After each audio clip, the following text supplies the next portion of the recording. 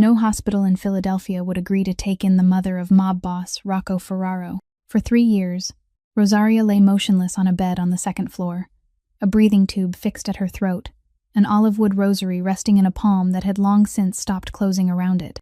27 doctors had crossed the threshold of that room. Her son had used money, had used the name that made an entire city lower its voice, and in the end, had used begging. The answer was always the same.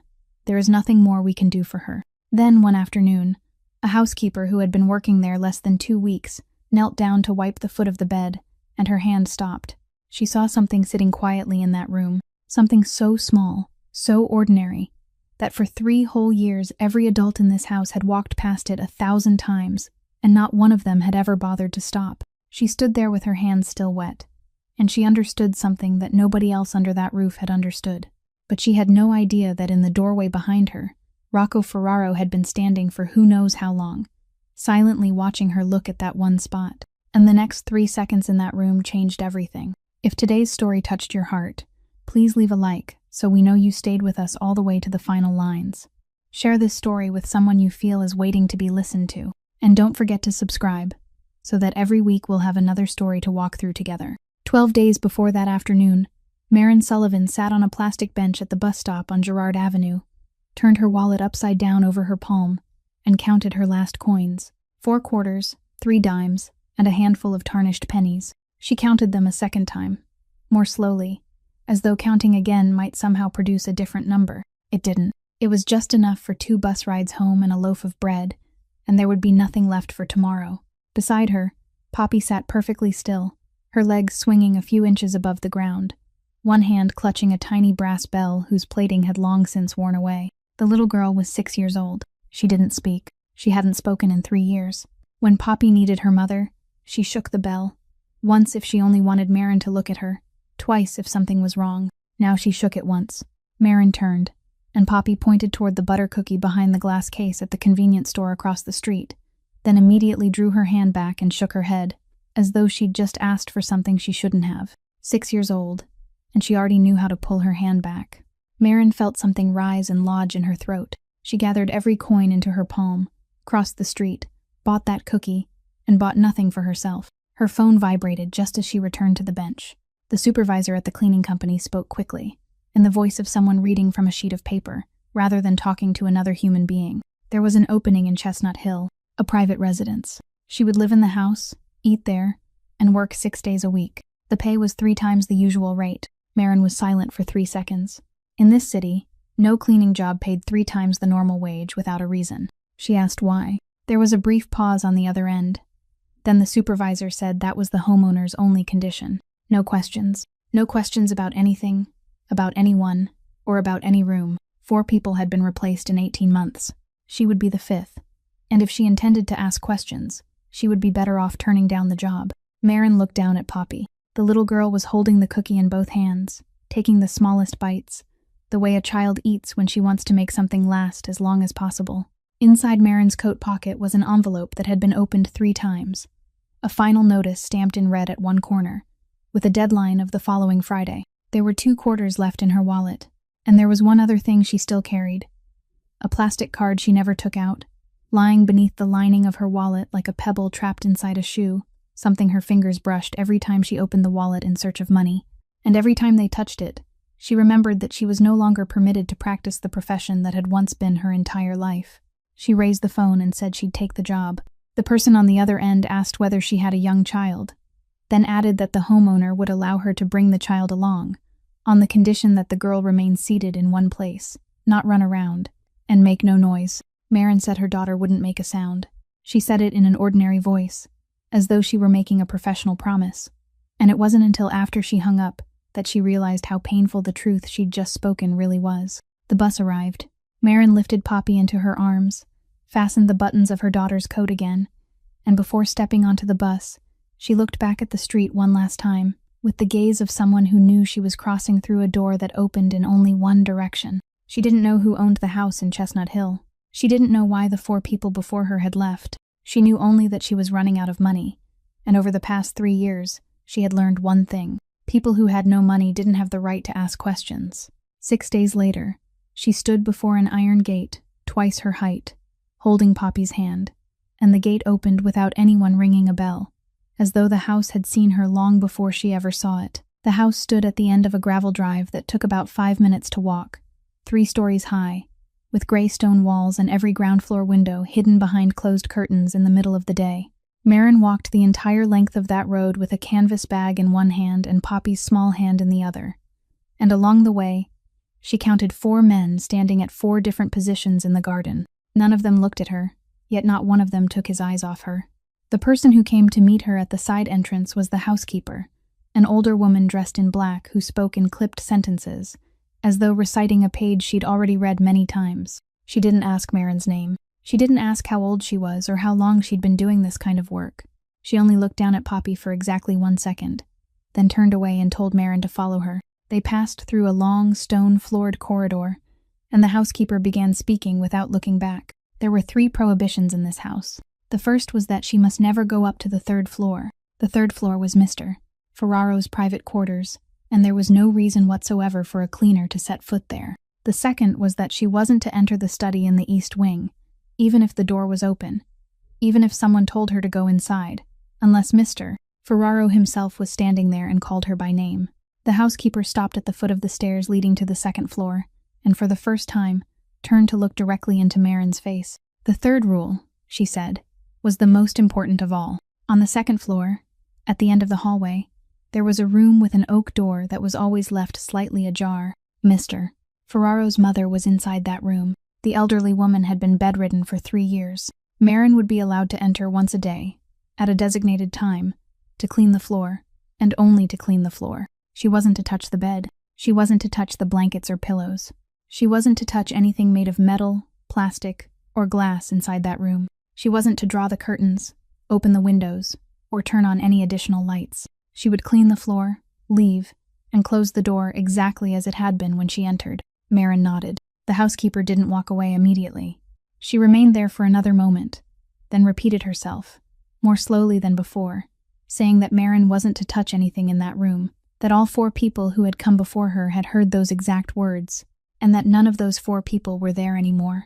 Then she walked away, leaving Marin alone at the foot of the stairs with that warning suspended in the air like a thread pulled taut. They gave her a small room in the servants' quarters, with 1 narrow bed and a thin mattress laid on the floor for Poppy. No one asked why the little girl had come with her. No one asked why she didn't say hello. On her first day of work, Marin led Poppy down to the kitchen and seated her on a stool in the farthest corner, in the most hidden place, where the little girl could see her mother whenever Marin passed by. She knelt until they were eye to eye and told Poppy that she needed her to sit quietly there, not to go anywhere, and to shake the bell if she needed her mother. Poppy nodded. She sat there from 8 o'clock in the morning until 6 o'clock in the evening. Not once did she climb down from the stool. She didn't touch a single thing on the kitchen table. In the middle of the afternoon, one of the kitchen workers passed by, stopped to stare at her for a long while, then turned to Marin and asked if something was wrong with the child, why she sat so still, and what kind of child could possibly remain that still. Marin was bent over, wringing out a cleaning cloth. She didn't look up. She only said that Poppy was a good girl, and the other person asked no more questions. Late that afternoon, when Marin passed through the kitchen for the 10th time, she heard 1 short ring of the bell. She turned. Poppy didn't need anything. The little girl only wanted to make certain that her mother was still inside the house. Marin smiled at her, and in that moment, she thought that perhaps she'd finally been lucky, that a job paying 3 times the usual wage, with 3 clearly stated prohibitions, was still far easier than the 3 years she'd just lived through. That was what she thought on the first evening. In the days ahead, she would find herself returning to that thought many times. The black car reached the gate after darkness had fully settled. It didn't sound its horn, yet the iron gate slid open on its own, and the 4 men in the garden turned their faces in the same direction at the same moment, then looked away at the same moment. Rocco Ferraro stepped onto the gravel, 33 years old, and the meeting at the docks had ended in a way he hadn't intended it to end. A ring of deep purple bruising circled his right wrist. The shirt he was wearing would never be washed. It would be burned, along with a name that, beginning tomorrow morning, no one in the Southern Harbor District would ever mention again. Gideon Pratt walked half a step behind him, still holding his phone, and said that the men on the other side wanted another meeting on Thursday. Rocco didn't answer. He kept walking, and Gideon didn't ask a second time. In the world these men inhabited, Everyone understood one simple truth. When Rocco Ferraro shouted, there was still a chance the situation could be saved. When he fell silent, it meant he'd already made his decision. He never said anything twice. He spoke once, and anyone who failed to listen the first time had only himself to blame. Instead of going straight into the house, he turned onto the path along the side, pushed open the glass door of the eastern greenhouse, and stepped inside. Only one plant remained there, a lemon tree growing in a large terracotta pot in the middle of the tiled floor.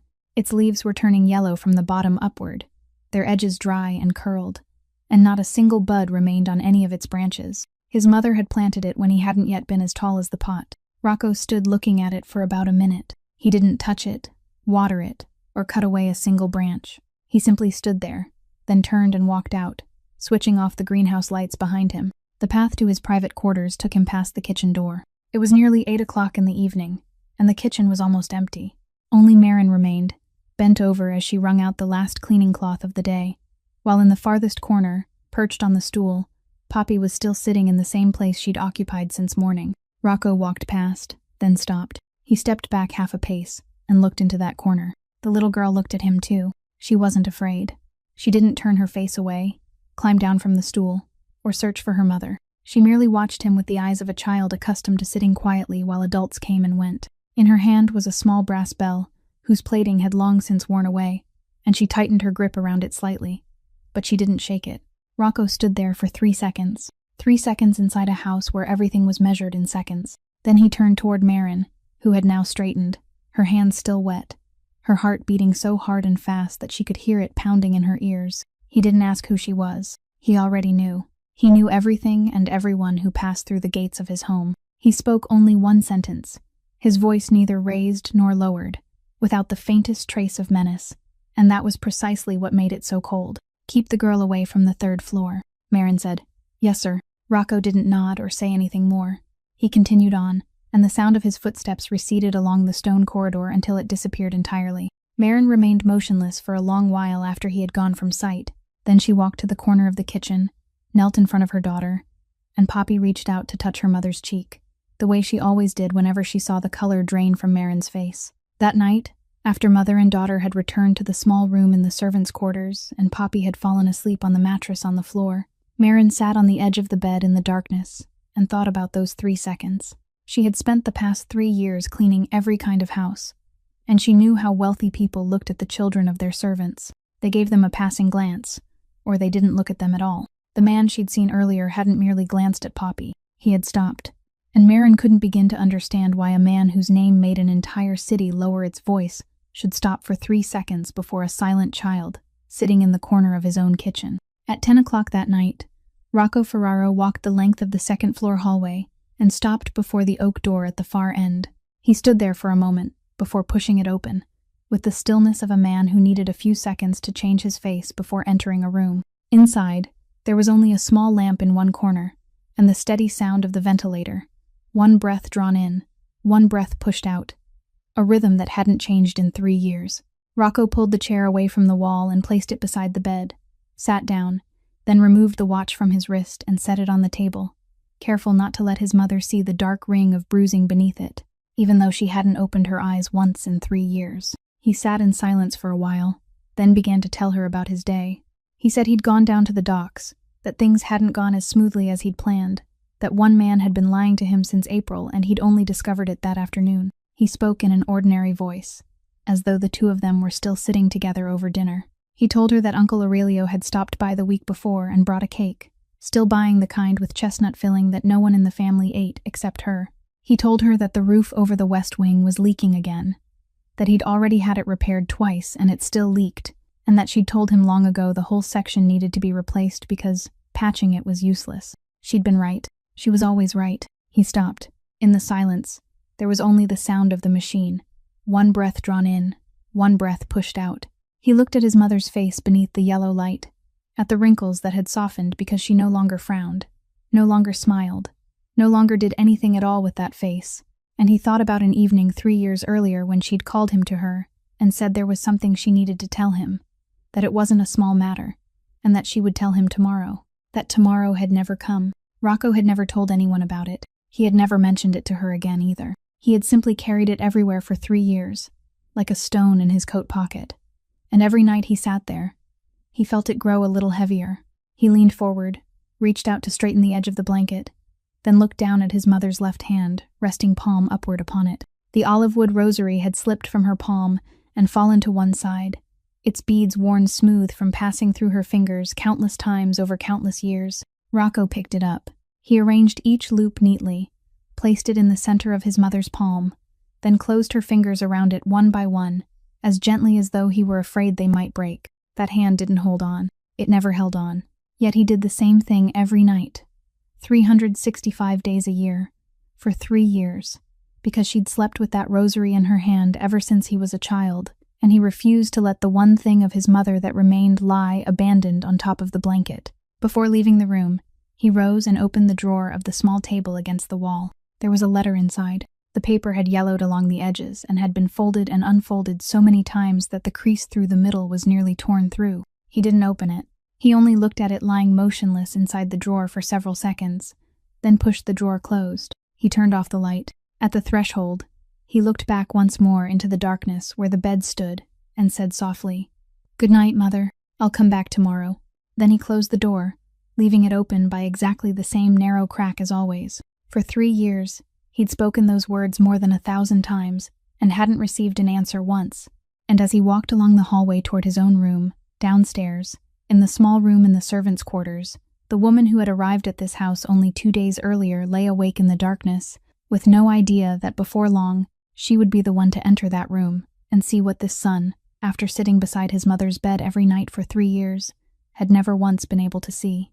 On the 4th day, Marin was assigned to clean the floor of the room at the end of the second-floor hallway at exactly 12:30 in the afternoon, while the private nurse went downstairs to the kitchen for lunch. She pushed open the oak door, carried her bucket of water inside, and did exactly as the housekeeper had instructed. She didn't look around. She didn't touch anything. She simply knelt and began to clean. The wooden floor was almost entirely free of dust. She had reached the foot of the bed when she heard a very faint sound behind her and turned around. Poppy was standing in the narrow opening of the door. The little girl had followed her mother upstairs from the kitchen without Marin noticing. Marin dropped the cloth, sprang to her feet, and took several steps toward her, intending to carry her outside at once, but Poppy reached the bedside before she did. The little girl gazed at the woman lying there for a long time, with the eyes of a child who wasn't afraid of sick people, because she'd grown accustomed to sitting quietly beside things she didn't understand. Then she reached out and placed her small hand on the elderly woman's left hand, which lay open upon the blanket, with the wooden rosary resting in its palm. Marin opened her mouth to call her daughter. She wasn't fast enough. That hand closed. Not quickly, not tightly. The fingers simply curled inward little by little and closed around the child's hand, held it for about 2 seconds, then let go. Marin stood frozen. She looked down at the 2 hands, one old and one young, then up at the elderly woman's face, which hadn't moved at all, then down again. Something rose inside her chest, something she'd spent 3 years trying to extinguish, and she had to draw a long, deep breath to force it back down. She lifted Poppy into her arms and left the room, her heart pounding violently, her hands still wet with water. She found the private nurse at the foot of the stairs, carrying a small tray upstairs. It was the first time Marin had looked closely at the woman. She was 41 years old and moved with quiet grace, and the first thing she did when she saw Marin and Poppy was stop, bend down until she was level with the child, and say, "Hello, Poppy. Have you been a good girl today?" She remembered the little girl's name. Marin had only been there 4 days, and still hadn't learned the names of everyone working in the kitchen, yet this woman already remembered her daughter's name. Marin said what she needed to say, using the simplest words she had, adding nothing and offering no explanation. She held my daughter's hand. The nurse looked up. Her smile didn't disappear. It only softened a little more, in the way a person's smile softens when she's about to tell someone something sad. She placed a hand on Marin's arm and told her not to dwell on it, that it had only been a reflex, that a patient's body sometimes contracted that way, and it didn't mean anything at all. Then she added, in the voice of someone sharing a confidence, that everyone who came into this house for the first time thought exactly as Marin did. The woman before her had thought the same, and so had the woman before that. And during her own first year, she'd run to tell Mr. Ferraro 3 times because of things just like this. She introduced herself. Her name was Colette Frawley. She'd been caring for Rosaria for 3 years, and if Marin had any questions, she should ask Colette and no one else in the house. Then she continued upstairs, the small tray in her hands, her feet moving lightly over the steps. That afternoon, Colette came down to the kitchen again, carrying a pot of coffee, and she poured a cup for every person there with her own hands, including the dishwasher, including Marin. She poured Marin's cup last, and said that the first 4 days were always the hardest, but by the second week, she would be used to everything. No one in the kitchen had a single unkind word to say about her. Marin held the cup of coffee and thanked her. She had meant to let what happened at noon slip away, and perhaps it truly would have, if she hadn't overheard a remark while clearing the table late that afternoon. One of the kitchen workers was stacking bowls inside a cabinet and speaking to the person beside her in a weary voice, as casually as though she were talking about the weather. Poor Mr. Ferraro. For 3 years, he's knocked on every door in this city, and even in several neighboring states, but not a single hospital will agree to take his mother. I can't understand why. The other person didn't answer. The conversation moved on to something else immediately afterward. Marin stood at the sink with her back turned, both hands still rinsing a cup beneath the water. She didn't turn around. She didn't ask a single question. But those words fell into some very deep place inside her, and lay there in silence, and she wouldn't remember them again until many days later, on the very day everything in that house began to break apart. From that day on, Marin began to watch. She hadn't meant to. On the bus ride, after accepting the job, she'd told herself that she would clean the floors, collect her wages, and never ask a single question, and for the first 4 days, she'd kept that promise. But the hand that had closed that afternoon had opened something inside her that she'd thought she'd locked away long ago. And now, every time she entered the room at the end of the hallway, her eyes moved ahead of her will. The first thing she noted was the timing. On the 5th day, she was cleaning in one corner of the room when she saw Rosaria's left foot twitch beneath the blanket. One very brief movement lasting only about a second, and then it stopped. She looked up at the clock on the wall. It was 10 minutes to 4. On the 6th day, she deliberately asked to clean the floor later in the afternoon, claiming that she needed to help in the kitchen at noon. At 5 minutes to 4, the elderly woman's right hand curled inward, then opened again. On the 7th day, it happened exactly at 4 o'clock, twice in succession, less than half a minute apart. By the 8th day, Marin no longer needed to look at the clock. She already knew. She stood there with the cleaning cloth in her hand and waited, and it came exactly when she expected it. Nothing in this world happened so precisely on schedule by accident. Illness didn't watch the clock. The second thing was the hand. On the 9th day, when Marin reached the foot of the bed, Rosaria's left hand slipped away from the rosary again and came to rest palm upward near the edge of the blanket, close to where Marin was kneeling. She didn't touch it. She only looked. Across every one of the elderly woman's fingernails were pale white horizontal lines. Not one line, but several parallel lines spaced at regular intervals, running across each nail like the rungs of a very small ladder. Marin knelt there for a long time.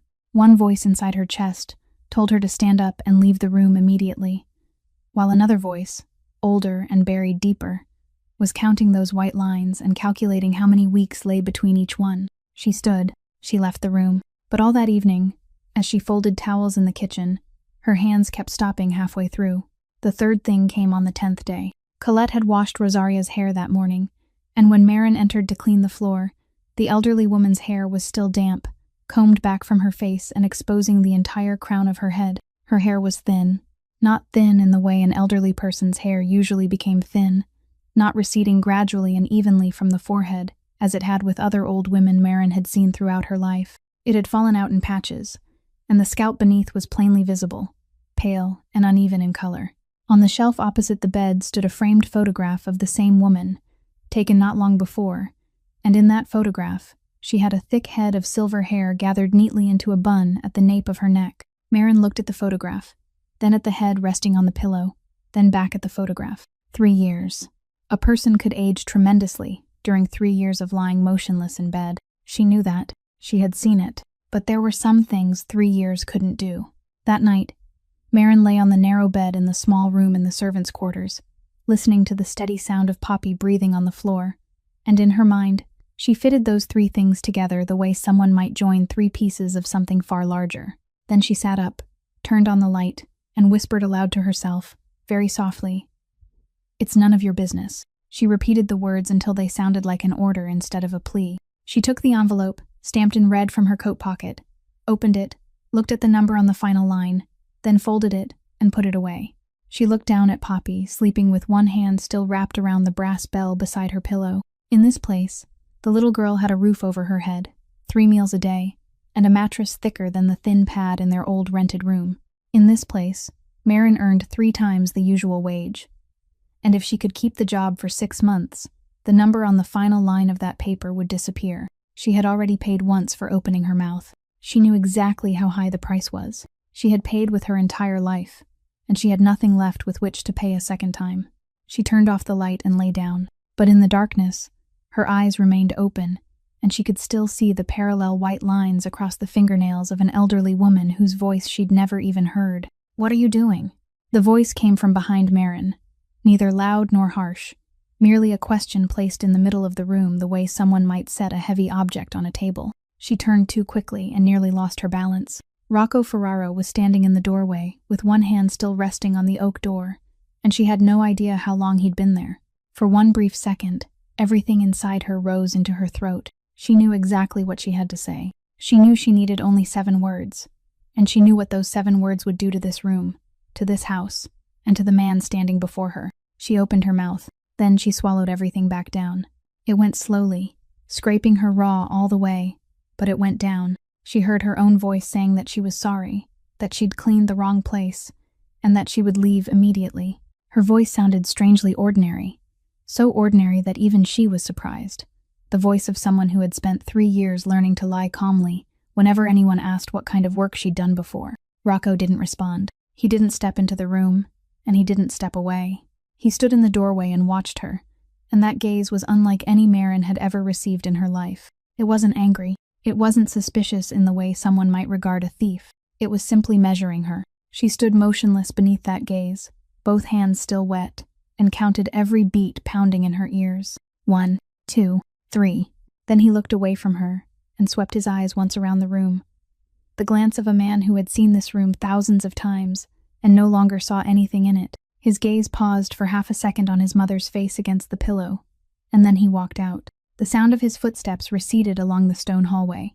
Marin didn't move until it had disappeared completely. Then her knees weakened, and she had to brace one hand against the edge of the bed to keep from collapsing onto the floor. She snatched it back immediately, because the housekeeper had forbidden her to touch the bed. She stood in the middle of the room amid the steady sound of the machine, one breath drawn in, one breath pushed out, and allowed what she'd just seen to rise inside her again. The 3 things she'd noted over the past 10 days, the timing, the white lines, the hair, were all uncertain things.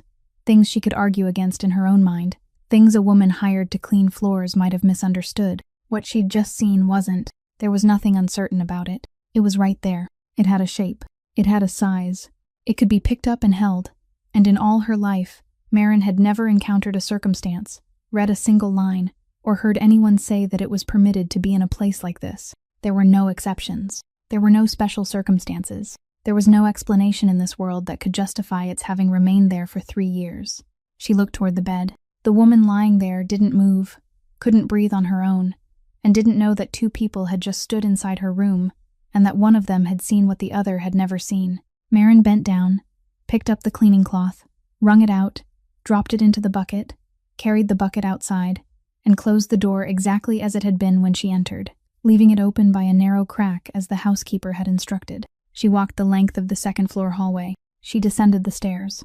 She reached the kitchen, set down the bucket, and stood with her back against the wall for a while. In the farthest corner, Poppy sat on the stool watching her mother, then rang the bell once. Marin turned and smiled at her daughter, a smile she had to pull upward with both corners of her mouth. That night, she lay awake until nearly 3 o'clock in the morning. She could have spoken. That man had been standing 3 paces away from her. He had asked her a question. He had given her the exact moment that anyone in her position would have used, and she hadn't used it. She lay in the darkness with one hand resting on her chest and wondered what kind of person she was, that she could see something like that, then still walk out of the room and close the door behind her. But beneath the lining of the wallet on the table, less than 6.5 feet from where she lay, there was a plastic card with a hole punched through one corner, and that card knew exactly why she'd remained silent. At nearly 3 o'clock in the morning, Marin sat up. She reached for the wallet on the table, sat on the edge of the bed in the darkness, and slipped 2 fingers beneath the lining at the bottom. She hadn't taken it out in 8 months. She didn't need to look to know where it was. any more than a person needed to look to know the location of a scar on her own back. She turned on the small lamp beside her and placed the card in front of her. It was made of hard plastic, dulled with age, bearing a photograph of a woman 24 years old, her hair tied neatly at the nape of her neck, smiling and looking directly into the camera with the eyes of someone who believed she was standing at the beginning of a very long life. Beneath the photograph was her name. Beneath her name were 4 words, Emergency Intensive Care Unit, and in the upper right corner, a round hole had been punched cleanly and decisively through the card, the kind of hole someone punched through a ticket after it had been used. 3 years earlier, she had written a report. It was only 1 page long. In that report, she recorded that the wrong dosage of a medication had been dispensed to 3 patients during the same week. She listed the dates and times, and she signed her name at the bottom because she believed signing her name was what she was supposed to do. 3 weeks later, a patient died during a shift when she hadn't even been present, and when the records were opened, her name appeared in the exact box where it never should have been. She said she hadn't been there. She produced the duty roster. When that roster was retrieved from the system, it showed something different from the copy she held in her hand. They asked whether she had a witness. She had one. Her husband stood beside her. He made phone calls, knocked on every door, and spent weeks sitting in the hallways outside offices, demanding that someone review the case. He told her not to worry, that he would get to the truth. He said those words one evening in October. 3 weeks later, his car left the highway at 2 o'clock in the morning as he was returning from a meeting she hadn't even known he was attending. He was alone in the car. No other vehicle was involved. They called it a loss of control. 2 months later, this card was punched through and returned to her by mail inside an envelope without a single written word enclosed. Poppy was 3 years old then. She spoke in complete sentences. She sang, she called, Daddy, whenever she heard a key turning in the lock. After the funeral, she stopped. Not all at once in a single day. Her voice slowly faded over the course of several weeks. Fewer words, then fewer still, until she fell completely silent. People told Marin to wait, that Poppy would speak again. Marin had been waiting for 3 years. Sitting on the edge of the bed in that small room in the servants' quarters, she picked up the card and turned it beneath the lamplight. She thought about the room at the end of the second-floor hallway, about the thing lying silently inside it, and about the man who had stood in the doorway and asked her a question. She thought that if she spoke, a woman 71 years old might be saved. Then she thought about 3 weeks. 3 weeks was the distance between the moment she signed her name on a piece of paper and the moment she lost everything. 3 weeks was also the distance between her husband's promise and the telephone call at 4 o'clock in the morning. She had spoken once. She knew exactly what it had cost. And that price was sleeping on the mattress on the floor 5 feet away from her. A child 6 years old who couldn't speak, who no longer had a father, and who had no one left in the world except her mother. From the darkness near the floor came one soft ring of the brass bell. Poppy was still asleep, her hand wrapped around it, and the little girl had stirred in a dream. Marin looked down at her daughter for a long time. Then, she turned off the light, slipped the card beneath the lining of the wallet again, closed it, and returned it to its usual place on the table. She lay down, pulled the blanket over herself, and told herself that tomorrow she would clean the floor, collect her wages, and look at nothing. She believed that for about 4 hours, until the following morning, when she entered that room and her hands did something her mind had never given them permission to do. At 6:45 the following morning, Marin was already standing at the end of the second-floor hallway, exactly 15 minutes before Colette was due to arrive. She had spent the final hours of the night calculating how to do this, not with reason, because reason was still telling her to go downstairs to the kitchen and never return, but with something that lay beneath reason and refused to obey. She carried a bottle of distilled water taken from the supply room on the ground floor, something no one counted and no one noticed. She entered the room, closed the door behind her, and did it all in less than 2 minutes. She emptied the water chamber. She rinsed it. She filled it with distilled water, and the thing lying at the bottom of the chamber, something so small and so ordinary, she picked up, wrapped inside a paper napkin, folded into quarters, and slipped into her coat pocket. Then she carried the bottle downstairs to the kitchen and began her working day as she did every other day. At 3:50 that afternoon, Marin found an excuse to go upstairs with a stack of clean towels in her arms. She stood outside the narrow opening of the door and waited. At 5 minutes to 4, nothing happened. At exactly 4 o'clock, nothing happened. At 4:10, she was still standing there, the stack of towels damp beneath her sweating hands, and inside the room, Rosaria's left foot remained motionless beneath the blanket, still the entire time, completely still. Marin had to turn her face toward the wall for a while before she could go downstairs. On Monday morning, she did exactly the same thing again, and the second pill went into her coat pocket, wrapped in another paper napkin. That afternoon, when Colette entered the room at 5 o'clock, Marin was cleaning the hallway just outside and clearly heard the nurse stop in front of the machine beside the bed. There was the sound of a button being pressed, then another. Colette murmured to herself that it was strange and adjusted the support level downward, because the woman lying in the bed was drawing in more breath on her own than the machine needed to provide for her. Marin lowered her face toward the floor and continued cleaning. On Tuesday morning, the third pill went into her coat pocket. That afternoon, she went upstairs again with a stack of towels. But this time, she didn't have the chance to wait outside because Colette was already in the room, seated at the small table with the monitoring log open before her. Marin asked permission to come in and replace the towels. She was setting the stack down when she heard Colette say, in the same warm voice as always, that today was a good day, the first day this good in 3 years. And then the nurse bent down to write in the log. Marin looked toward the bed. Rosaria's left eyelid was moving. It didn't open. There was only a tiny movement beneath the thin skin, the movement of someone dreaming, or someone struggling to do something impossibly difficult. It happened again. Then once more, Marin heard the tip of Colette's pen stop against the page. She glanced over. The nurse was no longer writing. Her head remained bowed, the point of the pen still touching the paper, but her hand was motionless, and it stayed that way far longer than anyone would need to think of the next word. She sat like that for about 5 seconds. Then she raised her head, and the smile was still intact upon her face, but it reached her eyes and then retreated, and in that brief instant, Marin saw something she couldn't name, something that looked exactly like fear. Colette closed the log, rose, and walked to the machine beside the bed. She opened the lid of the water chamber. She bent down and looked inside. She said nothing. She closed the lid, turned toward Marin, and told her to leave the towels there and go downstairs, because she would finish cleaning the room herself that day. Her voice was still warm. She still addressed Marin with courtesy, but as Marin reached the door, she heard the lid of the water chamber opening once more behind her. The following morning, when Marin carried her bucket upstairs according to schedule, the oak door at the end of the hallway was completely closed. A new lock had been installed on it, its brass still gleaming, not yet dulled with age, fitted into a freshly carved section of wood, with sawdust still scattered across the carpet beneath it. The housekeeper approached from behind and told her that beginning that day, she no longer needed to come to the second floor. She was being permanently reassigned to the kitchen, and her wages would remain the same. Marin said, "Yes, ma'am." She carried her bucket downstairs, and in the pocket of the coat hanging from a hook in the small room in the servants' quarters, the 3 paper napkins folded into quarters remained exactly where she'd left them, 1 pill inside each. 3 days, 3 pills, something no one else in the world knew she possessed. That afternoon, while Marin was putting bowls away in a kitchen cabinet, Colette Frawley appeared in the doorway and asked whether she had a few minutes. She didn't speak there. She led Marin to the laundry room at the end of the corridor, where the machines were loud enough that no one in the hallway could hear them, and she closed the door behind them with a gesture so gentle that it looked as though she were merely keeping the warmth inside the room. She began by asking about Poppy.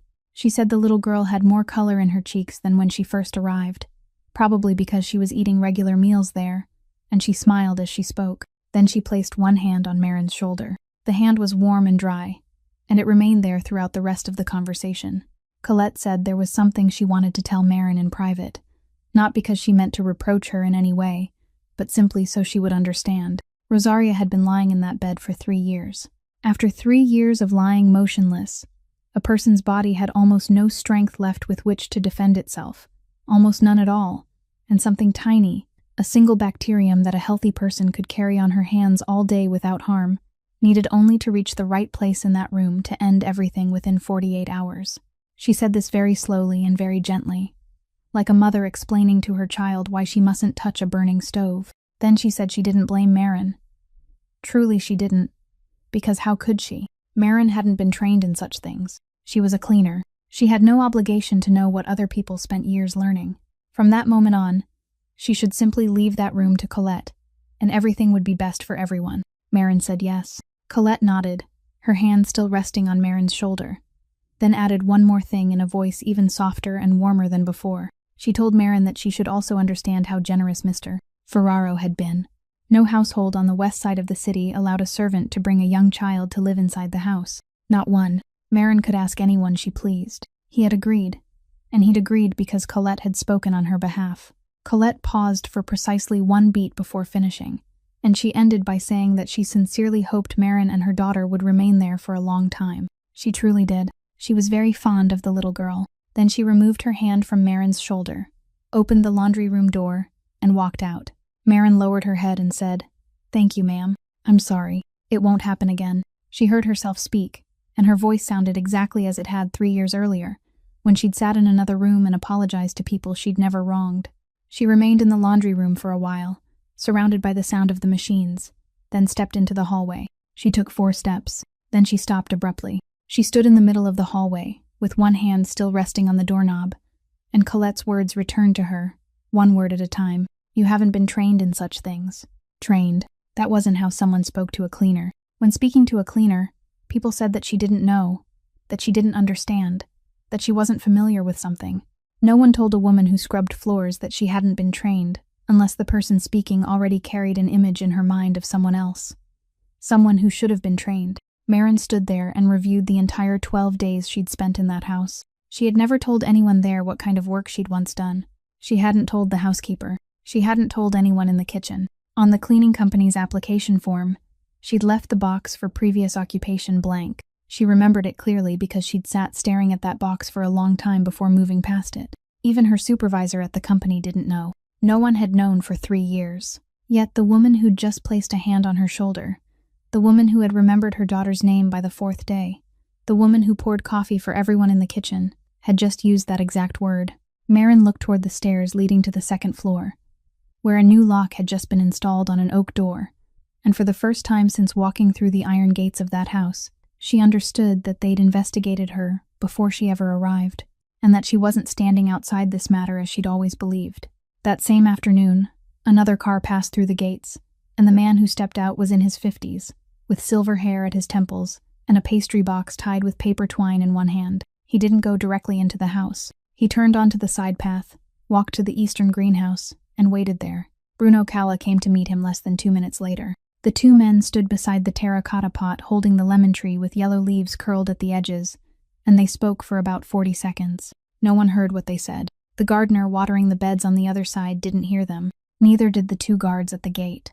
They only saw Aurelio and Bruno standing inside the greenhouse like 2 acquaintances, exchanging a few trivial household matters, a scene they'd witnessed many times before. Bruno nodded once. Then he walked out, and Aurelio Ferraro picked up the pastry box from the wooden table, brushed off his sleeve, and entered the house through the front door. Rocco came all the way to the foyer to greet his uncle. He embraced the older man, and Aurelio patted his nephew twice on the back, the way someone might pat a child who had just done something well, even though that child now stood half a head taller than he did and controlled an entire harbor district. Aurelio handed the pastry box to a servant and instructed him to cut a slice, place it on a plate, and take it upstairs to his sister-in-law's room. It had to be taken up, no matter what. They could simply leave it there. He had once again bought the kind with chestnut filling. For 3 years, he'd continued buying that exact kind once a week, even though no one in the house ate it. Uncle and nephew went into the small dining room. Aurelio sat down, poured himself a glass of wine, and asked about the situation at the docks. Rocco gave him a brief account of the previous day's meeting. Aurelio listened, nodding thoughtfully, then told his nephew to leave it to him. He would go down there on Thursday. He'd known the temperament of the men on the other side since the days of Rocco's father. Rocco should stay home and take care of his mother. Rocco thanked his uncle. He said it quickly and with complete sincerity, because he had spoken those same words to this man more times than he could count over the past 3 years. 3 years earlier, when his father fell and his mother was confined to bed less than 6 months apart, Rocco Ferraro, then 30 years old, had sat inside the study for 4 straight days without stepping outside, and Aurelio was the man who went in and pulled him out of that chair. His uncle had taken control of the shipping route at the docks, the accounts, the meetings, and everything else a man couldn't possibly think about while his mother lay on the 2nd floor breathing through a machine. At the time, Aurelio had said one thing to Rocco: "You take care of your mother, leave the rest to me," and Rocco had. For 3 years, he went upstairs every night at 10 o'clock and sat beside that bed while his uncle took care of the harbor. No one in the house considered it unusual. It was family. It was how a true family functioned, when one of its own fell. Everyone in the house called him Uncle Aurelio, even the kitchen workers who had never spoken to him once.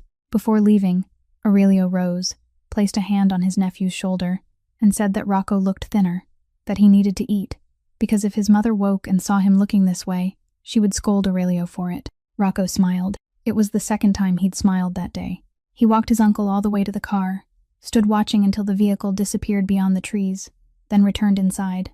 In the kitchen at the back of the house, Marin was slicing the cake and placing it on a plate, as instructed, the chestnut-filled cake that would be carried upstairs, left there, then brought back down untouched as it was every week, and she had no idea that the man who'd brought that box had stood in the greenhouse 40 seconds earlier and said something directly connected to the 3 pills hidden in her coat pocket.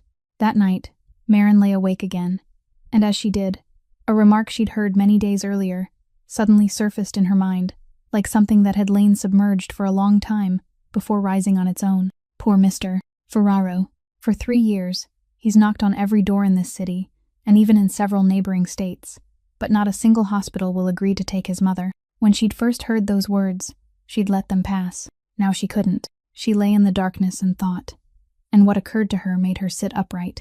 A man with that much money and that kind of name could buy an entire hospital department if he wished. Yet he'd spent 3 years knocking on doors and no one would admit his mother. It wasn't one hospital refusing. It wasn't 2. It was all of them. In 3 years of practicing her profession and 3 more years of cleaning houses, Marin had never heard of anything like it. A hospital could tell a family, "We can't treat her." That happened every day. But refusing to admit someone was an entirely different matter. Refusing admission meant the patient wasn't even allowed through the door. On Saturday morning, her only day off each week, Marin left Poppy with a sitter who worked by the hour in the servants' quarters, walked down to the foot of the hill, and took a bus into the city center.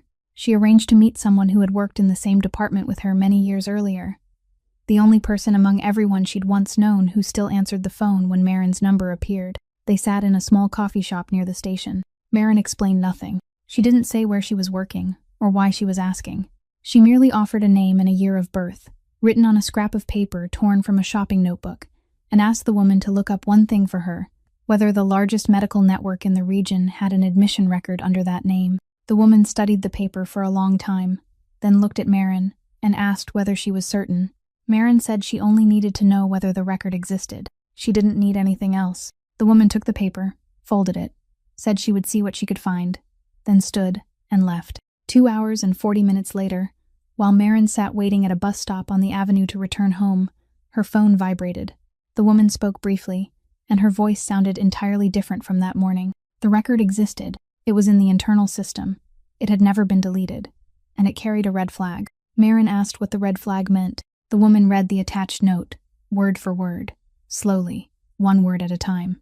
"Do not admit under any circumstances, pursuant to an executive directive." Marin sat motionless. She asked whether all 4 hospitals in the network shared the same system. The woman said yes, then added that the other 3 hospitals in the region didn't belong to the network. But when a record carried a flag like that, no one at those places would want to become involved either. Marin asked one final question. She asked for the date the flag had been placed. There was a brief silence on the other end. Then the woman read out a day, a month, and a year. Marin heard the date, and for the first 2 seconds, it meant nothing. It was only a date. Then she remembered. She remembered because she'd heard that point in time mentioned over and over again in the house on the hill. The kitchen workers had mentioned it. The housekeeper had mentioned it. Colette had mentioned it. 3 years ago, from the day the elderly woman collapsed, from that night in that month, Marin counted backward in her mind. Then she counted again, more slowly, because she didn't trust the first calculation. The red flag had been placed on Rosaria Ferraro's record 4 days before the night she collapsed. 4 days before. Not afterward. Before. The phone slipped from Marin's hand and fell onto the concrete floor of the bus stop, its screen facing downward, the call still connected, and the woman's voice continued rising from it, asking, "Hello? Are you still there?" Marin sat on the stone bench, with both hands resting on her knees, and she could see clearly that they were trembling. A bus pulled in, opened its doors, waited, then closed them and drove away. She didn't get on. She remained there for a long time amid the traffic sounds of a Saturday afternoon, while everything inside her mind rearranged itself into an order she didn't want to see. Someone had known in advance. 4 days before that woman collapsed, someone had sat at a desk somewhere, opened her record, and closed every door before she ever reached it.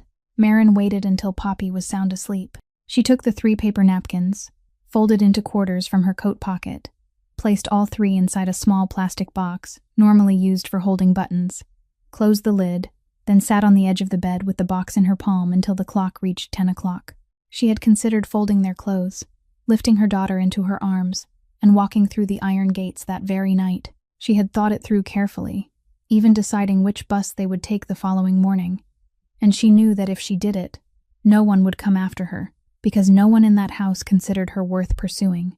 Then she thought about the woman lying behind the oak door with the new brass lock still gleaming, and she thought about the hand that had closed around her daughter's hand, and she stood up. The hallway in the east wing was dark, with only one wall lamp burning at its center.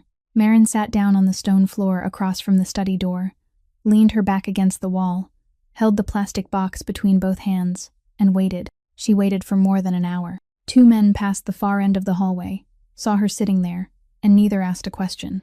Sometime after 11 o'clock, the main door in the foyer opened, and the familiar sound of footsteps entered the house. Rocco Ferraro stopped when he saw someone sitting on the floor outside his study. He stood there looking at her without speaking, waiting. Marin pressed her hands against the floor and rose. She stood slowly because both her legs had gone numb, and because something inside her was telling her to sit down again. She looked directly at the man before her, and she spoke. Her voice trembled from the first word, and she knew it was trembling. But she didn't stop once. She said that someone was putting something into his mother's airway. She said it happened every day. She said it had been happening for 3 years. She finished those 3 sentences and fell silent, and the only sound left in the hallway was the pendulum clock in the foyer below. Rocco said nothing. He didn't ask her to repeat herself. He showed neither surprise nor anger. He simply looked down at her hands. Marin opened the box. Inside were 3 paper napkins folded into quarters, arranged beside one another. She took them out one at a time, unfolded each one in her palm, and held them out before him. 3 small white pills. One had almost entirely dissolved. One was half dissolved. One remained nearly whole. She said she'd removed them on 3 consecutive mornings, 1 pill each morning, and that every day she removed one, his mother improved. Rocco extended his hand. He didn't take the pills. He only held his palm beneath hers, and Marin tilted her hand and poured all 3 into his. He closed his fingers around them.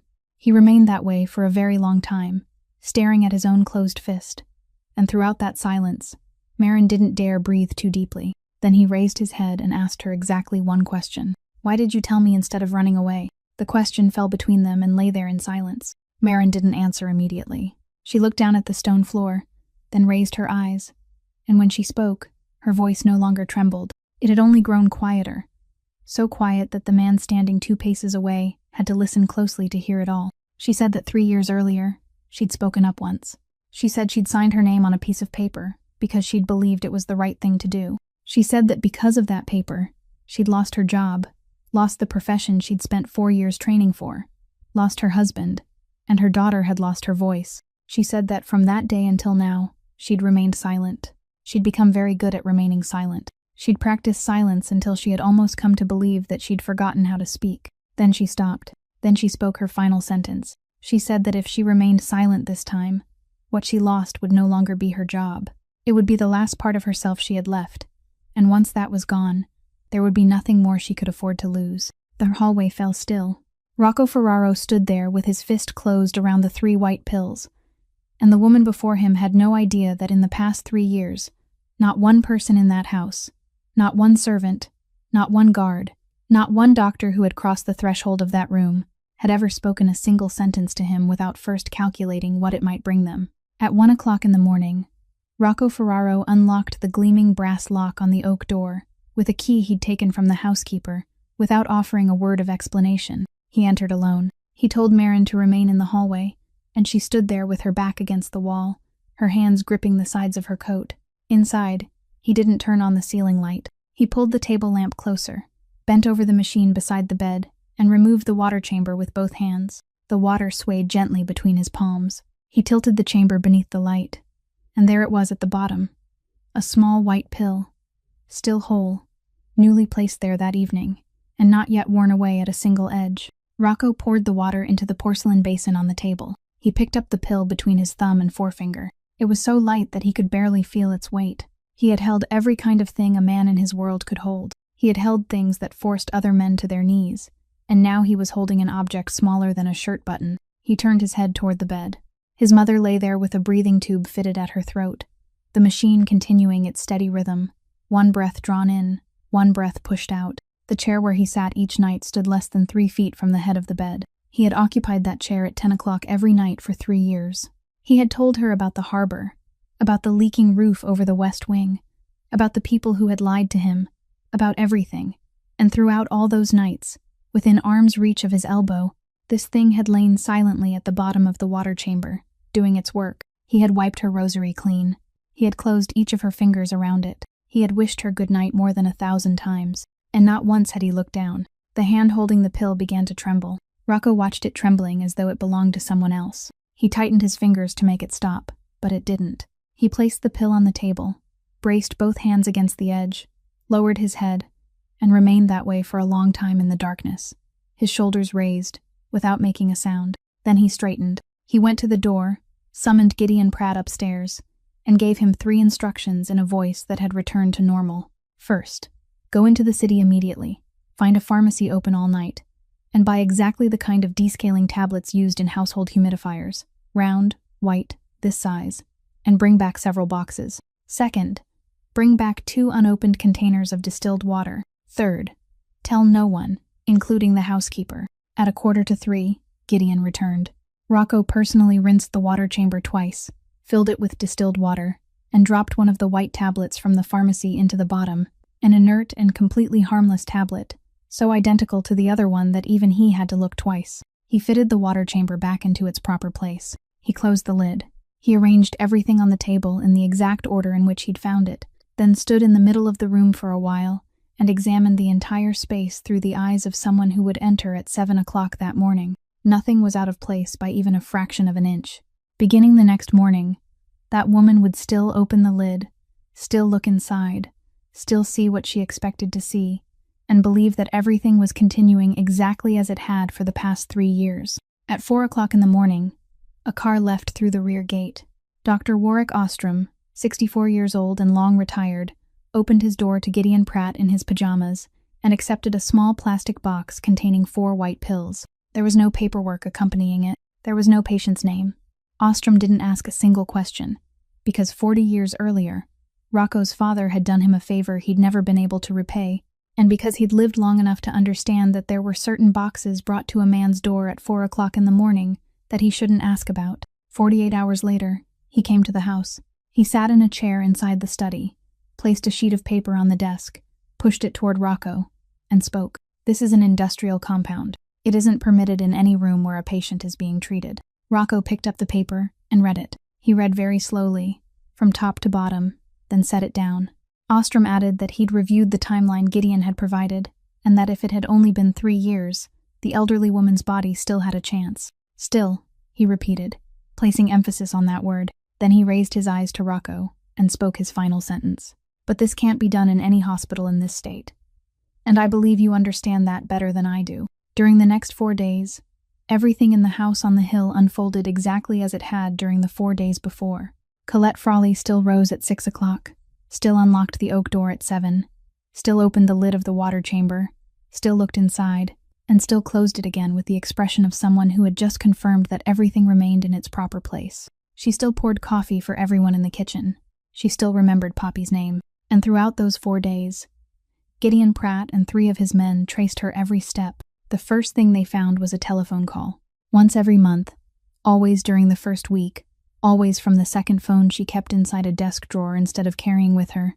She called a private treatment facility, about an hour and a half outside the city. Every call was brief, lasting less than 2 minutes. The second thing was money. For 3 years, a large sum had been transferred into an account in her name once every 3 months. But when Gideon's men followed the money, they discovered something strange. She didn't spend it. Not 1 cent. No house, no car, not a single trip. Almost immediately after entering her account, the entire amount was transferred to one place, that same treatment facility, in the form of prepaid medical expenses for a male patient 21 years old, whose last name was Frawley, her son. He had been admitted 3 years earlier. He hadn't been allowed to leave once. The third thing was a recording. Gideon's men obtained it from the second phone itself, a call made less than 2 weeks earlier, and they brought it to the study late one evening. Rocco sat behind the desk. Gideon placed the device on the wooden surface and pressed a button. A woman's voice came through the speaker, and she was crying, not loudly. It was the kind of crying that came from someone who had wept so many times that she no longer had enough breath to make a sound. She said she couldn't do it anymore. She said it had been 3 years, and she begged, she pleaded, to be allowed to stop. She said she would leave, that she wouldn't say a word to anyone if they would only let her boy come home. Then a man's voice answered. It didn't rise at all. It was calm, almost gentle. It said, "Colette, you've done very well. Just keep doing what you've been doing. Don't let yourself think too much." Then it added that the boy had been eating that week, so she shouldn't worry. Rocco Ferraro didn't move. He remained seated with both hands resting on the desk, and he listened until the end. When the recording stopped, not a sound remained in the study. Gideon Pratt stood beside him and didn't dare look directly into his employer's face, because he, too, had recognized that voice, a voice he'd heard hundreds of times inside that house, the voice of the man who had stood in the foyer only days earlier, embraced Rocco, and told him he was looking thinner. Rocco reached out and pressed the button to play the recording again from the beginning. He listened a second time, then he switched off the device. And in the silence that followed, everything from the past 3 years began rearranging itself inside his mind into a new order, an order in which every piece fit without a single one left over.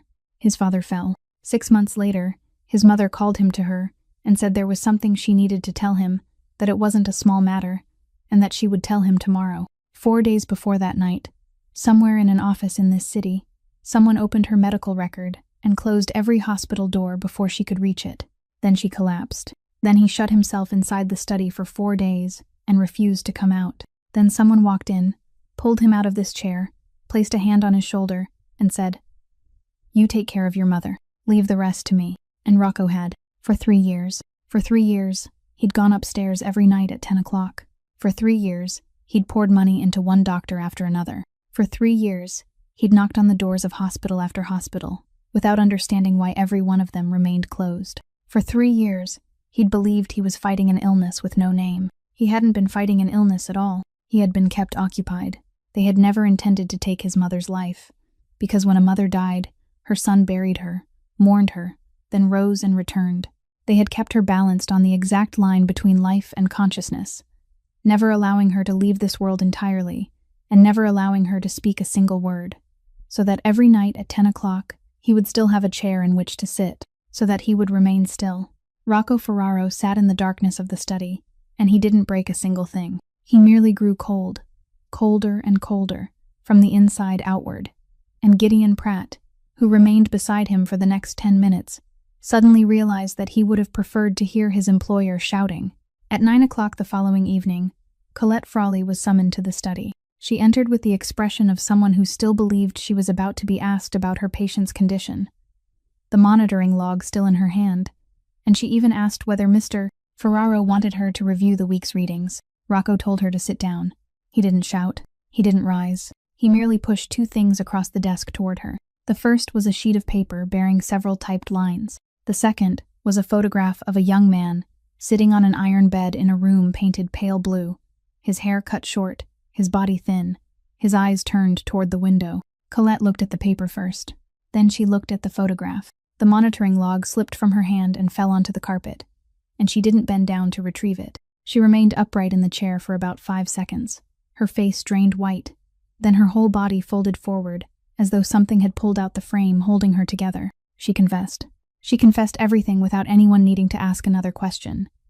And she did it in the manner of someone who had rehearsed the story inside her mind for thousands of nights, but had never had anyone to tell. 3 years earlier, they had come to her. Her son had been 18 at the time, suffering from a condition she couldn't afford to treat, and they offered to take care of everything, all expenses paid, at one of the finest facilities in the region. In return, she only had to accept a caregiving position in a house on the hill and perform one very small task each day that no one would ever see. She had said no. She said she'd continued saying no for 3 days. On the 4th day, they showed her the boy's discharge papers, already completed and lacking only 1 signature, and told her that if she refused the job, they would sign them and send him back to her that very afternoon, to care for on her own. She accepted. Then she raised her eyes to Rocco and offered the only thing she could say in her own defense. She said the dosage they had originally given her wasn't the dosage she'd been using. She said that if she'd followed their instructions exactly, Rosaria wouldn't have survived beyond the first winter. She had reduced it.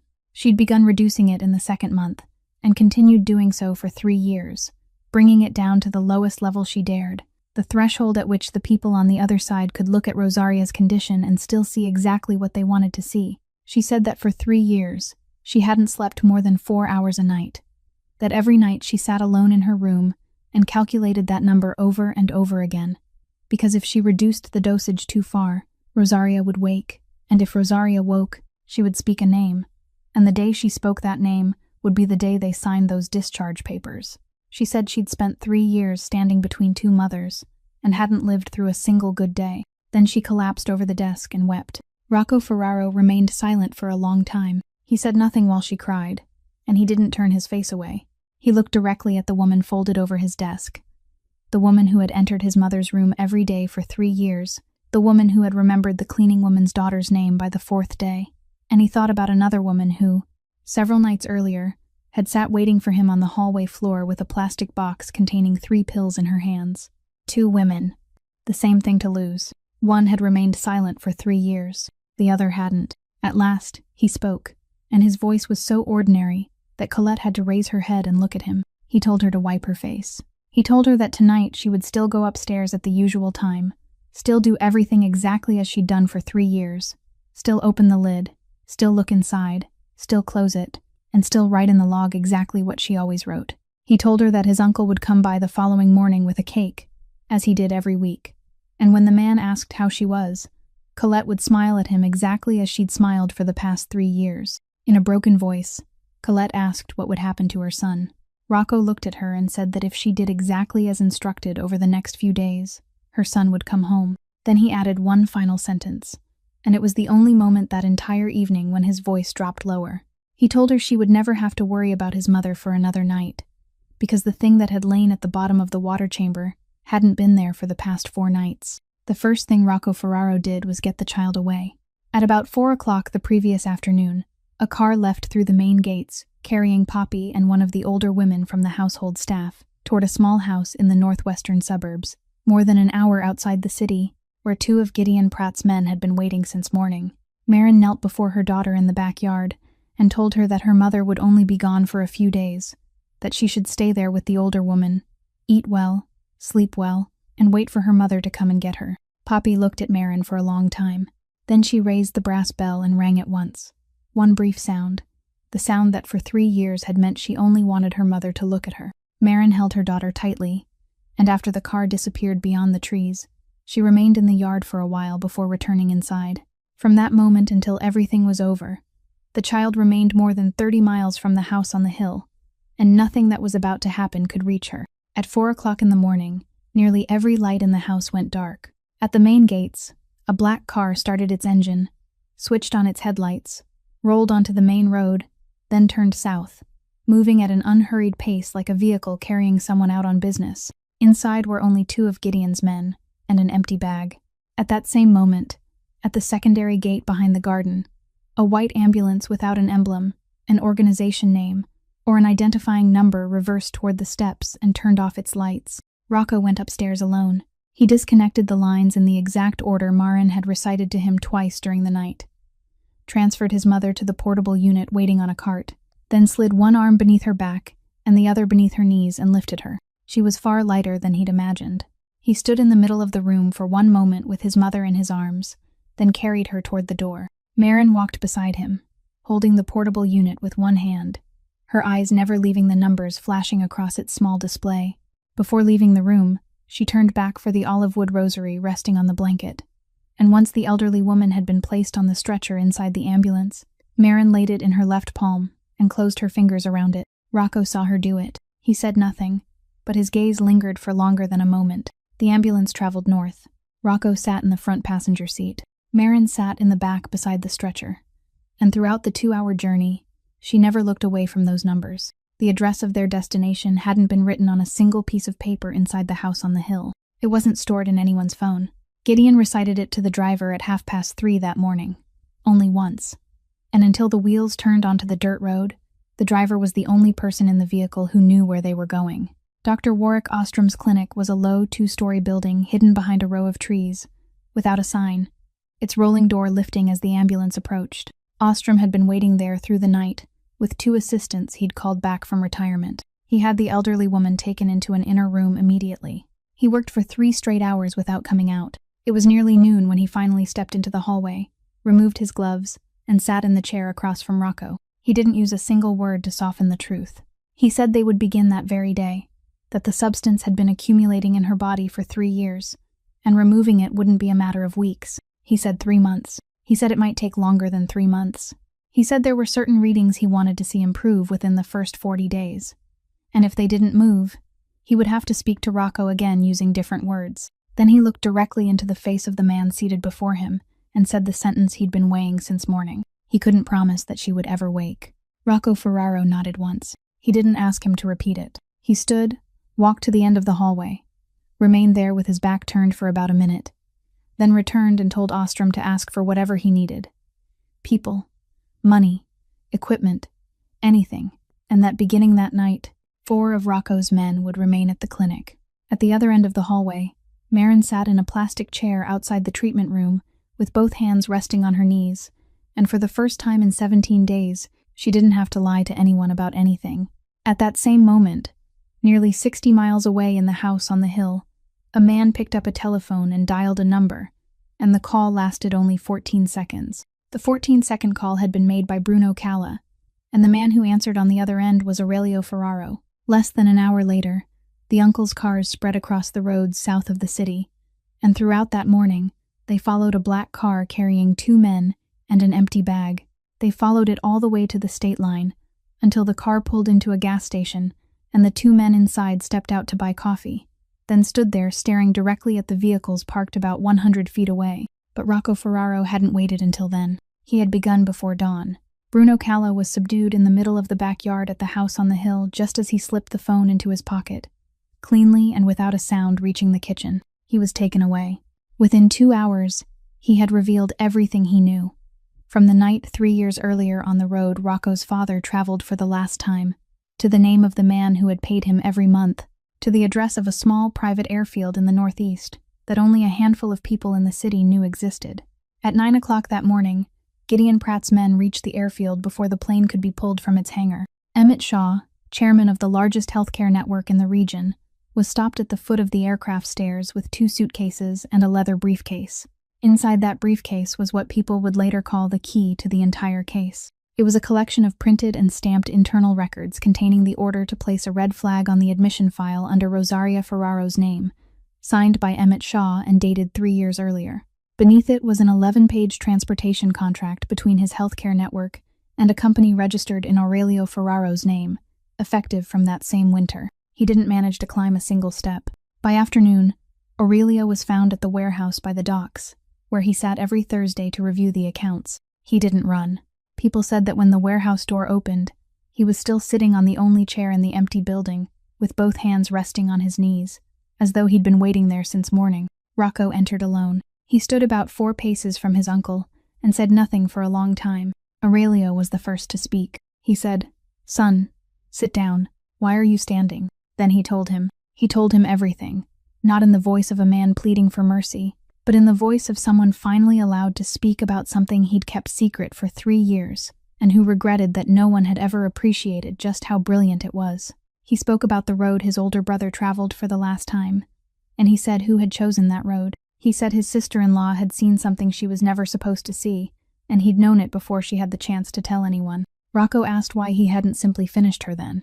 Aurelio looked at his nephew and smiled.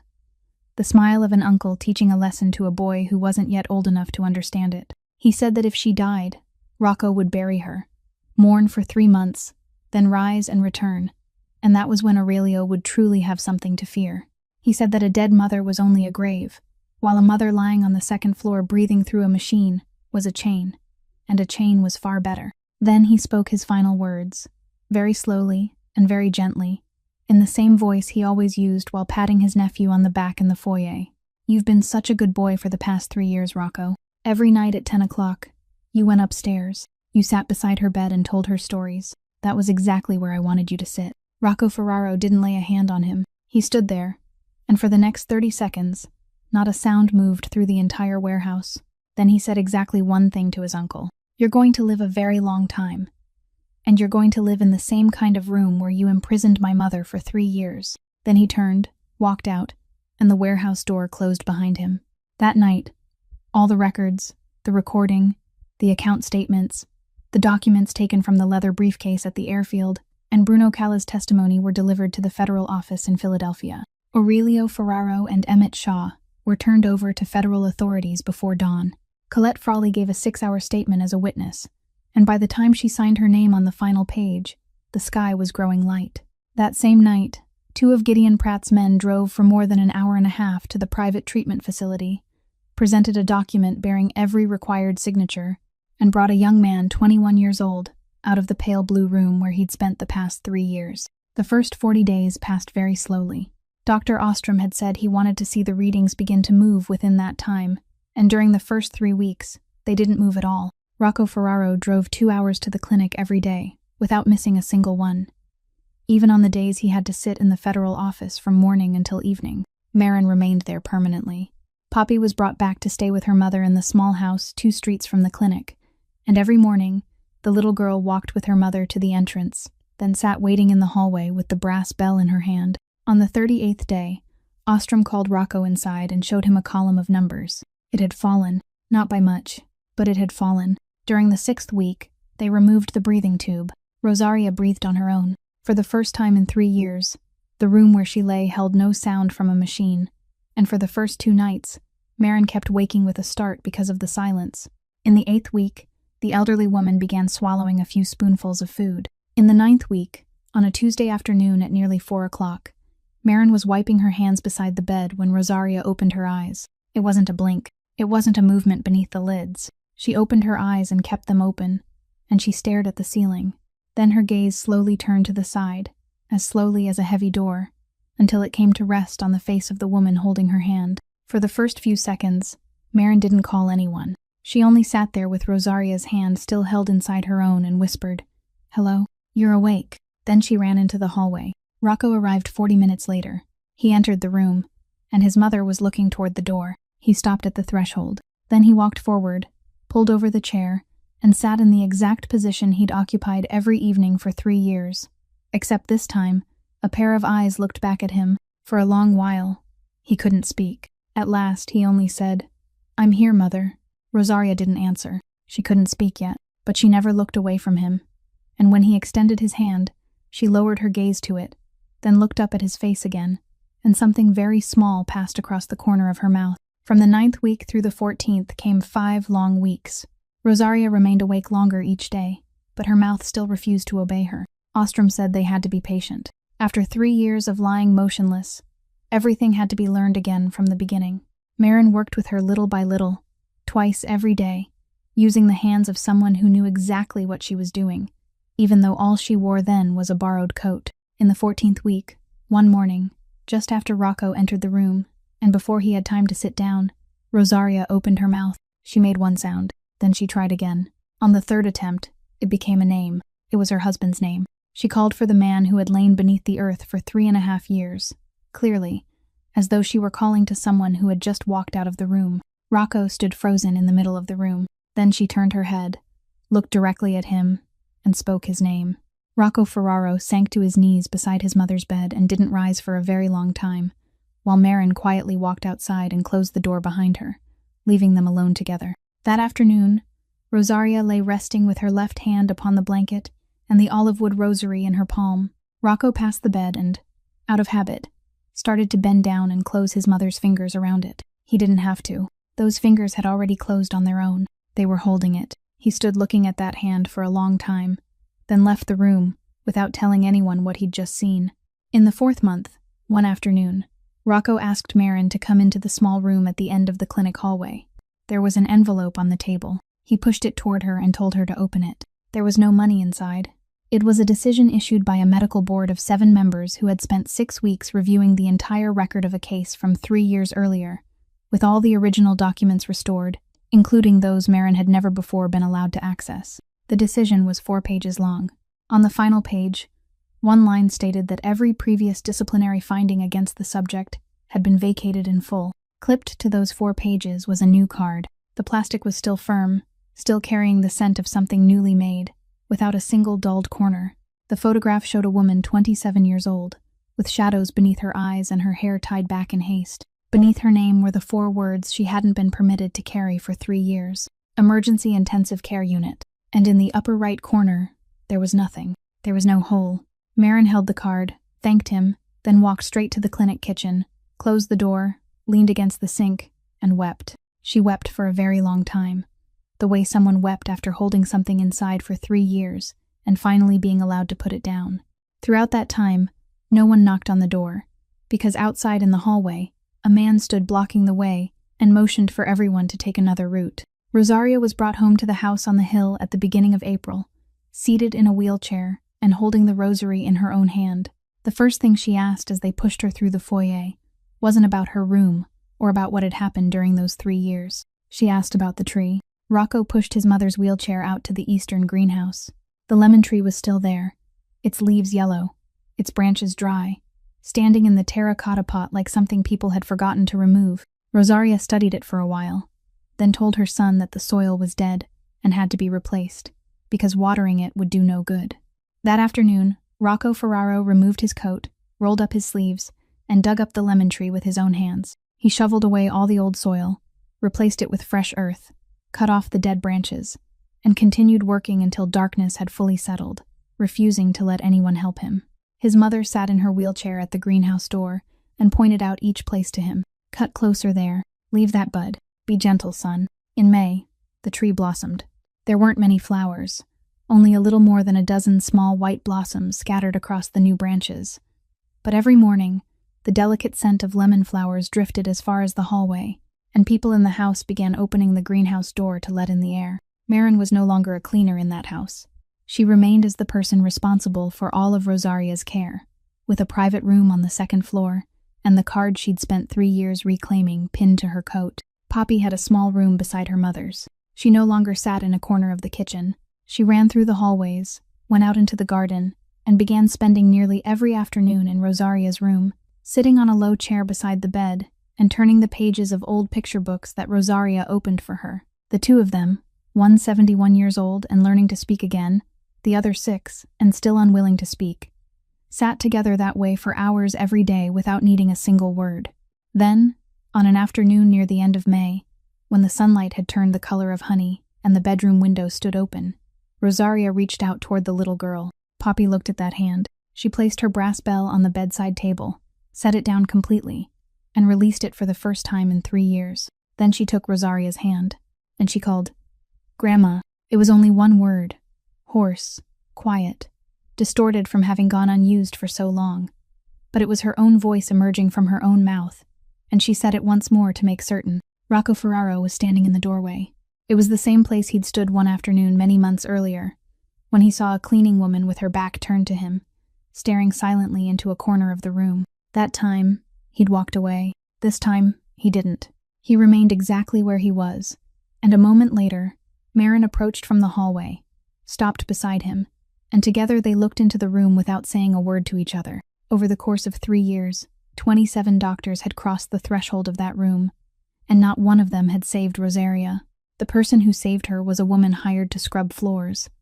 Someone the entire world had decided no longer had anything worth hearing. The truth in ordinary life is rarely hidden somewhere far away. It lies directly before our eyes, in a familiar corner of a room we pass every day, waiting only for someone willing to bend down and look. The person willing to do that is seldom the most powerful one in the room. More often, it is the person who still possesses enough compassion to care about something that isn't her responsibility. So please don't be too quick to judge someone by the clothes they wear or the work they do, because sometimes the person capable of saving an entire family is the very person we have never truly noticed. If today's story has left something in your heart, please subscribe to our channel, press the like button, and share it so that more meaningful stories can reach you every day. How do you feel about this story, about that woman, and about the choice she made? We would truly love to hear the honest feelings from deep within your heart in the comments below. May you and your family always be blessed with abundant health and a life filled with happiness and peace each day. Goodbye. and we look forward to seeing you again in our next video.